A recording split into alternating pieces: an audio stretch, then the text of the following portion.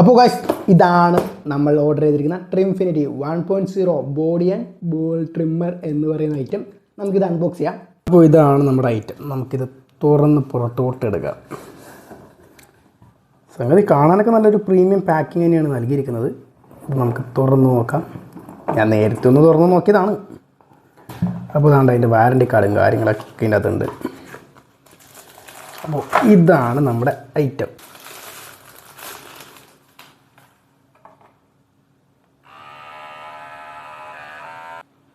അതാണ്ട് ഇതിൻ്റെ കൂടെ ഇതിൻ്റെ USB ചാർജിങ് കേബിള്.